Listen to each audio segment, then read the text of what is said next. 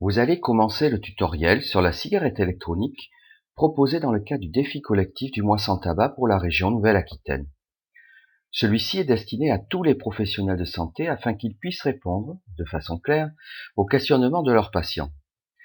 Les informations plus détaillées figurent dans les documents de référence présents sur le site. Très bonne lecture. Une position claire au sujet de la cigarette électronique a été longtemps difficile du fait du manque de connaissances sur le sujet. Cette difficulté est visible si nous regardons l'évolution récente des positions des autorités de santé. En 2011, la FSAPS, devenue depuis la NSM, mettait en garde les utilisateurs contre la toxicité et le danger de la cigarette électronique. En 2014, l'Office français de prévention du tabagisme, sous la plume de nombreux tabacologues, mettait au contraire en avant l'utilité de celle-ci dans le sevrage tabac, en diffusant ses modalités d'utilisation. Toutefois, la même année, le Haut Conseil de la santé publique dénonçait une faible efficacité de cet outil pour l'arrêt du tabac et le risque même d'une renormalisation du tabagisme dans notre société. Dans le même temps, l'OMS et l'American Heart Association ont publié simultanément des recommandations en forme de non francs et massifs. La Haute Autorité de Santé, au même moment, adoptait une position intermédiaire, en recommandant de ne pas inciter les patients à utiliser la cigarette électronique, mais en même temps sans les décourager s'ils l'utilisaient déjà. L'Académie de médecine s'est démarquée en 2015 en souhaitant favoriser l'émergence d'une cigarette électronique médicament. Un nouveau positionnement du Haut Conseil de santé publique, en 2016, a énoncé que la cigarette électronique pouvait constituer une aide à l'arrêt du tabac et un mode de réduction des risques du tabac en usage exclusif. Il n'y a plus d'hostilité de principe à la cigarette électronique, même si la HAS énonce en 2015 que les données de la littérature sur l'efficacité et l'innocuité de celle-ci sont encore insuffisantes pour la recommander dans le sevrage tabagique. L'Agence nationale de santé britannique s'est positionnée, elle, clairement, en déclarant en 2015 que vapoter est à 95% moins nocif que fumer du tabac. Nous allons tenter d'apporter quelques éléments de clarification. Finalement, a-t-on assez de recul sur l'usage de la cigarette électronique? L'histoire de la cigarette électronique paraît récente, alors qu'elle a déjà bientôt 15 ans. En 2000, le chinois Hong Lik, pharmacien et lui-même fumeur, dont le père était décédé d'un cancer du poumon, invente la cigarette électronique ultrasonique. Il en dépose le premier brevet en 2003, puis la commercialise en Chine en 2004. En 2006-2007, la commercialisation s'est étendue en Europe et aux USA. En France, c'est en 2008, à l'issue d'un sondage sur Internet, qu'une centaine d'usagers a choisi le terme de vapoter, décliné ensuite sous tous les vocables, vaper, vaping, vapoteuse, etc. En 2009, la technique de vaporisation par résistance chauffante, actuellement répandue, a été brevetée. Entre 2010 et 2014, la diffusion de la cigarette électronique a connu un développement exponentiel, attenant son apogée en 2013-2014 en France, avec 2000 boutiques spécialisées, 9 millions d'expérimentateurs et 1,9 million d'usagers réguliers. Dans le même temps, les associations d'utilisateurs se sont formées, de même que des fédérations de fabricants, qui actuellement se regroupent pour contrer les tentatives de reprise en main du marché par l'industrie du tabac. Des sites internet dédiés se sont également multipliés, avec des forums très actifs d'échanges d'expériences entre utilisateurs. Depuis 2014, l'outil devient sans cesse plus sophistiqué dans sa forme, dans son efficacité de délivrance nicotinique et dans sa sécurisation, comme on va le voir plus loin. On assiste ainsi à une évolution continue de la cigarette électronique et de ses usages, sans l'intervention directe des professions de santé, dans une dynamique communautaire soutenue par une industrie et un commerce. En 2016, 80% des fumeurs ont déjà expérimenté la cigarette électronique. Un certain nombre d'entre eux continuent à l'utiliser, souvent en ayant réduit leur tabagisme, parfois en ayant pu s'en libérer. Les plus nombreux ont abandonné la cigarette électronique, parfois parce que ça ne leur a pas permis d'arrêter de fumer, ou du fait des controverses sur la toxicité, mais le plus souvent car ils ne retrouvaient pas les effets recherchés du tabac. Toujours est-il que selon le dernier baromètre santé édité en France en 2016, le vapotage a vu sa prévalence diminuer de 6% à 3,3% de la population âgée de 15 à 75 ans. Le vapotage quotidien, lui, a décru de 3% en 2014 à 2,5% en 2016, soit 1,2 million de personnes. Une autre question est celle du risque sociétal de renormalisation de l'usage du tabac. La politique nationale de santé actuelle s'intensifie avec l'augmentation du prix du tabac, la meilleure prise en charge par l'assurance maladie des traitements pour l'arrêt du tabac, et la campagne nationale Moi sans tabac, notamment. Nous sommes donc plutôt dans une phase de renforcement négatif de l'image sociale de l'usage du tabac. De plus, les cigarettes électroniques ressemblent visuellement et dans leur manipulation de moins en moins à des cigarettes manufacturées. Le risque est surtout celui d'une normalisation de l'usage de la nicotine, substance addictive, dont les dangers pour la santé à long terme, quand elle est consommée isolément, ne sont pas encore clarifiés. Qu'en est-il des populations particulières, les jeunes, les femmes enceintes ou encore la population plus précaire? Tout d'abord, la cigarette électronique peut-elle être une porte d'entrée au tabagisme des jeunes? La question n'est pas encore complètement tranchée, mais les dernières données semblent rassurantes. Chez les jeunes de 15 à 24 ans, alors que le tabagisme diminue, on constate entre 2014 et 2016, de façon concomitante, une décroissance du taux de vapoteurs passant de 2,1% à 1,2%. De plus, le vapotage des jeunes non-fumeurs apparaît marginal. Alors que les fumeurs sont 15% à utiliser quotidiennement la cigarette électronique, seuls 0,7% des ados non-fumeurs vapotent quotidiennement, d'autres le faisant très occasionnellement, 1 à 2 fois par mois. Aux USA, les autorités de santé sont alarmistes car la prévalence de la cigarette électronique y est plus élevée que le tabagisme chez les jeunes. Mais là-bas, la cigarette électronique n'est pas interdite de vente aux mineurs, et il y a un effet probable de cette plus grande disponibilité du produit pour des ados qui, de toute façon, se seraient mis probablement à fumer. Ceci ne ferait donc que décaler dans le temps leur entrée dans le tabac. La relation de cause à effet entre le fait d'avoir vapoté et le fait de commencer à fumer ne peut être affirmée aujourd'hui, même si la vigilance et des études sont nécessaires. Ce d'autant que cette hypothèse ne colle pas avec le fait que le tabagisme des jeunes continue de reculer en Angleterre et aux USA, de même qu'en France. Chez les femmes enceintes, il n'y a pas à ce jour d'études en termes de toxicité de la cigarette électronique pour le fœtus. L'usage en est donc déconseillé par l'OMS pour l'instant. En pratique, le débat reste ouvert, car le produit reste bien moins toxique que le tabac, qui, lui, est associé, on le sait, à toutes les pathologies pouvant survenir pendant la grossesse. Le baromètre santé 2016 révèle que 37,5% des personnes les moins favorisées fument quotidiennement versus 21% parmi les plus hauts revenus. Ce sont même plus de 60% des chômeurs sans diplôme qui sont des fumeurs réguliers. La cigarette électronique constitue donc un fort enjeu pour la population précaire, avant tout pour des raisons économiques.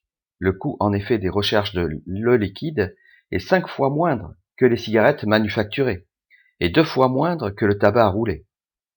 Et ce, d'autant qu'elle est aussi plus concernée par des problèmes de santé et d'accès aux soins. Alors, la cigarette électronique est-elle moins dangereuse que le tabac? De nombreuses études vont dans ce sens. La fumée de cigarette contient plus de 5300 produits chimiques, dont au moins une soixantaine sont reconnus cancérigènes. Le vapotage n'induit pas de combustion, donc pas d'oxyde de carbone, en conséquence a peu d'impact cardiovasculaire. Il n'a pas non plus de production de goudron, responsable de néoplasie pulmonaire. On relève aussi une concentration bien moindre de nitrosamine, 200 fois moins, et de nanoparticules, 2000 fois moins. Au total, l'impact cancérigène semble très faible, en conditions habituelles d'utilisation. Mais attention toutefois à la puissance utilisée avec l'appareil.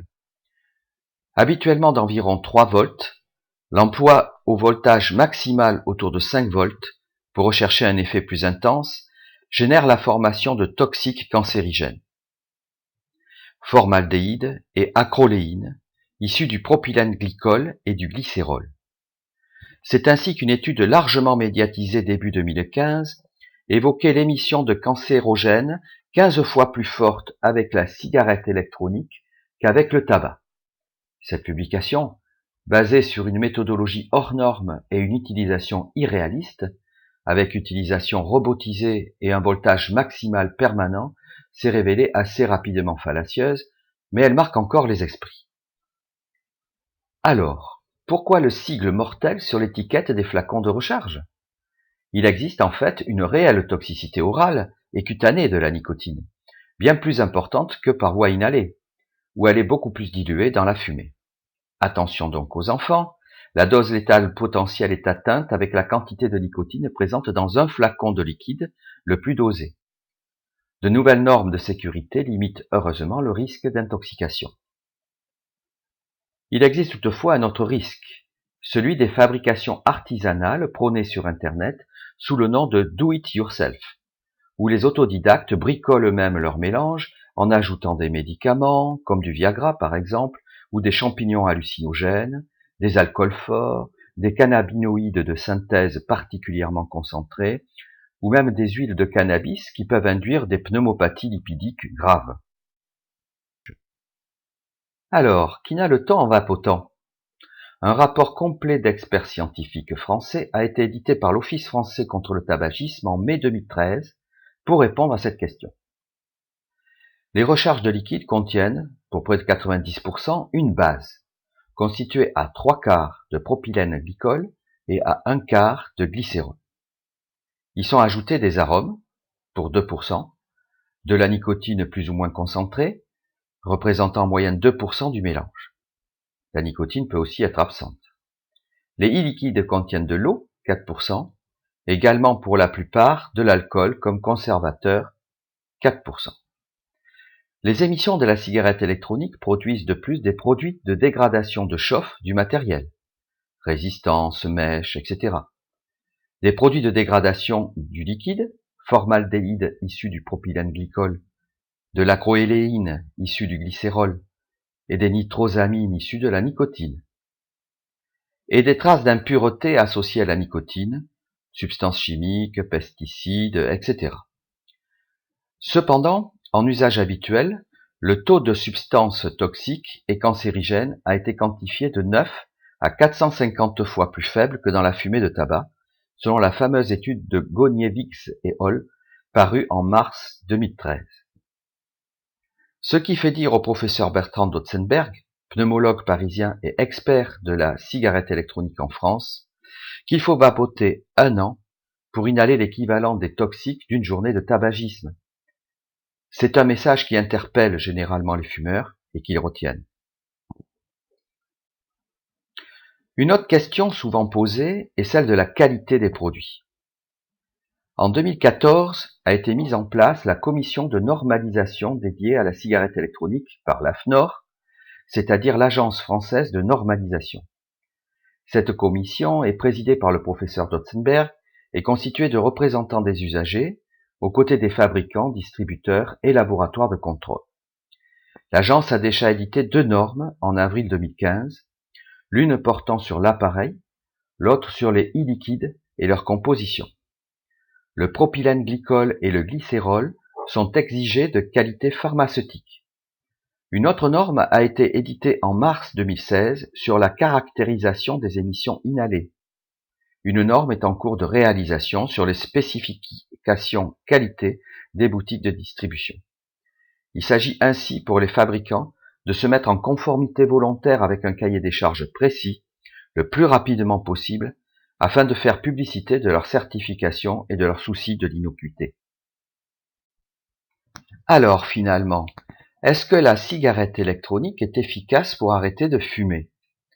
De très nombreuses études portent sur cette question bien sûr essentielle, avec des résultats souvent contrastés.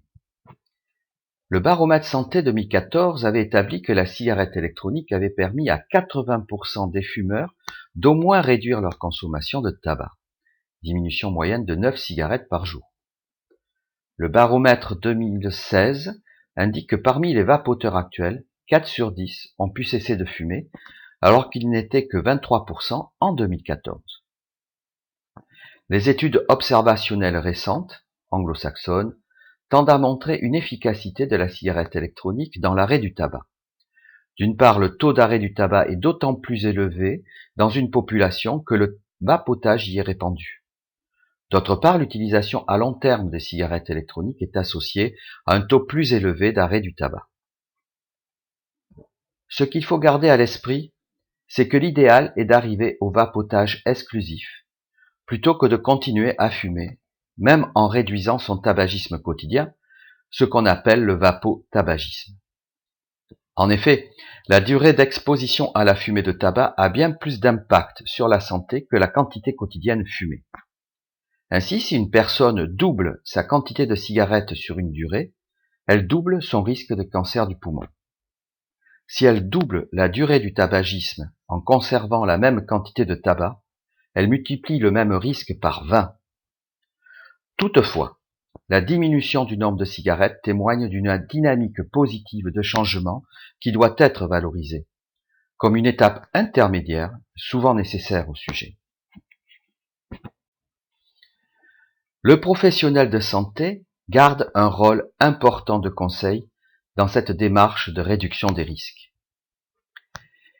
Il s'agit de rassurer le fumeur sur la moindre nocivité pour la santé en évoquant l'absence d'oxyde de carbone et de goudron issus de la combustion.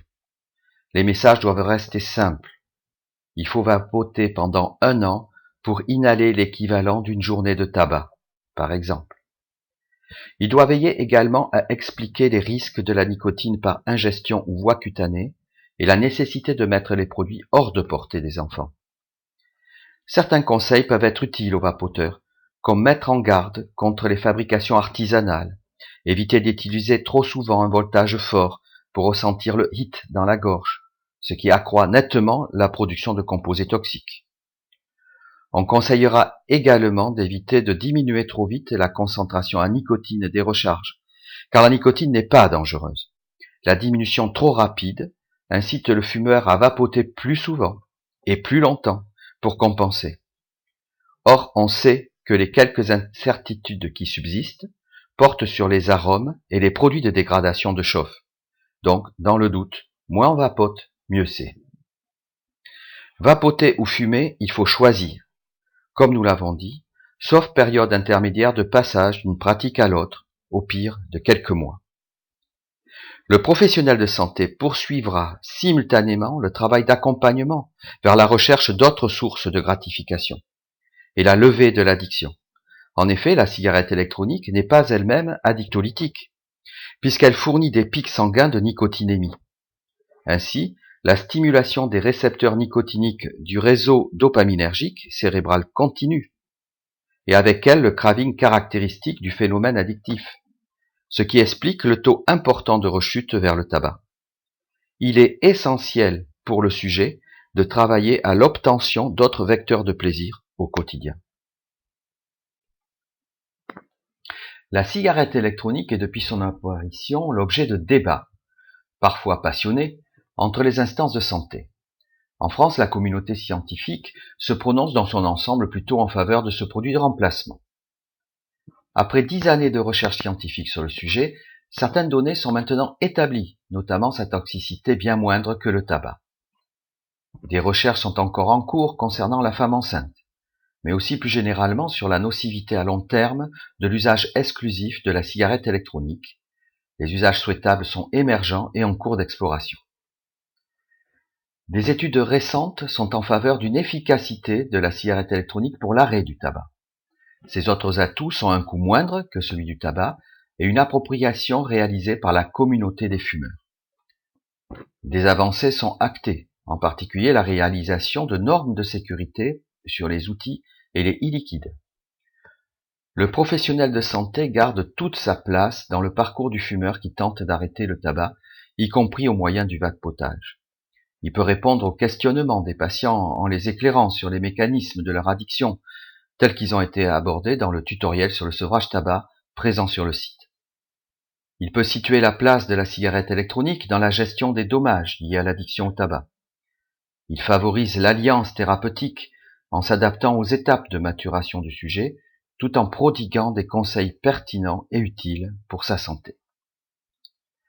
Le tutoriel sur la cigarette électronique est maintenant terminé et vous pouvez trouver des documents de référence sur le site. Agir 33 Aquitaine reste à votre disposition si vous souhaitez d'autres informations et nous remercions tous les professionnels de santé qui s'engagent au quotidien auprès de leurs patients fumeurs. Merci pour votre écoute et à très bientôt pour d'autres tutoriels.